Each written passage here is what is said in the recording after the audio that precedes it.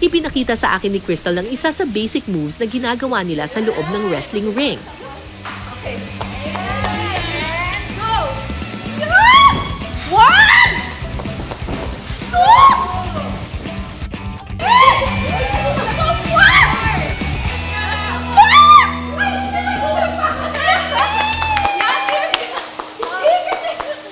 Kasi dinadala ka pala ng rope. Yes po, nagbabounce siya. Kasi parang sa simula, parang yung una mabagal. Tapos pagka gano'n na bounce, parang ka tinutulak. So, gagano ka.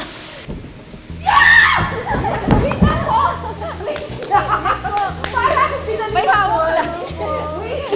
Yes po. Parang pagka gano'n mo, nandito ka na sa Kaya agad. po, pag nag-ano kami, nakakawa kami dito. At yun yung madali pa na part ng training nila. Yung ginawa ko, na napagod na ako, 5 lang ang ginawa ko, yun yung madali. Yung mahihirap. Dapat mas may focus. Hey, Joya! Going in this match. Man, ba't ka pumasok? Hindi ka naman tinatag. Parehong suplex. Sa paglipas ng panahon, mas dumami pa ang mga babaeng sumasabak sa tinatawag na sports entertainment. Dahil kay Crystal, nabuksan ang pinto para sa mas marami pang female wrestlers.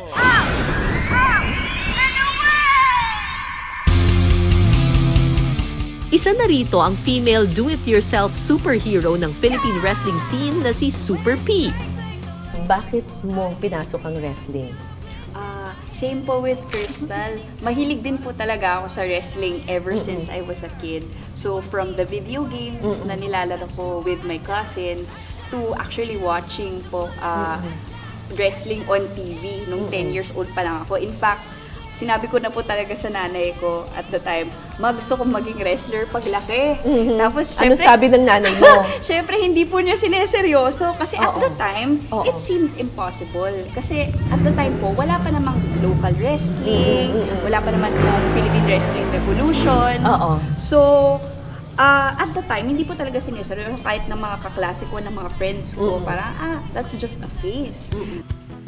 Mula sa panonood lamang noon sa telebisyon, nagsimula ng manood ng live matches ng local wrestling si Super P. At dito niya nakilala si Crystal. Napanood mo si Crystal? Yes po, first match niya, Oh. nandun ako. Ano? Chichira kong malakas. Oo. Tapos, ayun po. Anong pakiramdam mo nung napanood mo si Crystal?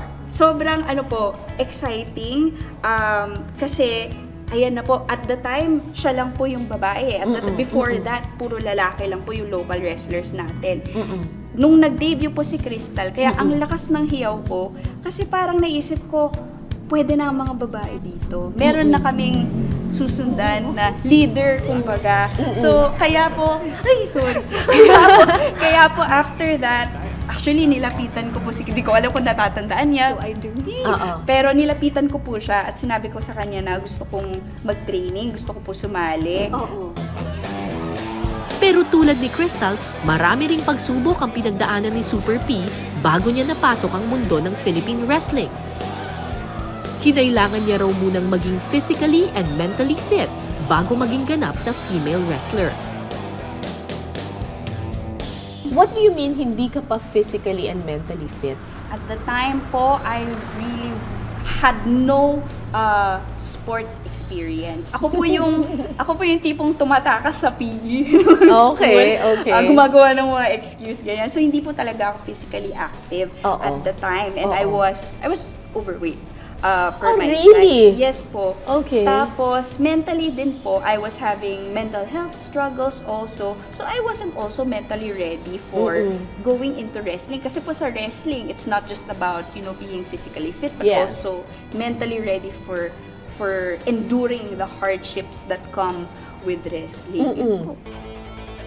Sa pagpupursige ni Super P na makamtan ang kanyang pangarap, 2018 buong tapang siyang sumabak sa training. Gano'ng kahirap? Mahirap po, especially for someone like me na wala pang sports experience. Everything was new to me. All the movements were new to me. Pero no matter how hard it was, nagka-injury pa po ako sa tuhod, which had to require surgery. But despite that, mahal ko po talaga ang wrestling. It's really something that I'm passionate about. Gusto ko siyang tuparin para dun sa younger self ko, yung pangarap na yun na maging wrestler na parang, eto na, seryoso na ako, hindi lang yung joke. oo. I really want to be a wrestler. Kaya even though it was really hard, not just physically but mentally, I really pushed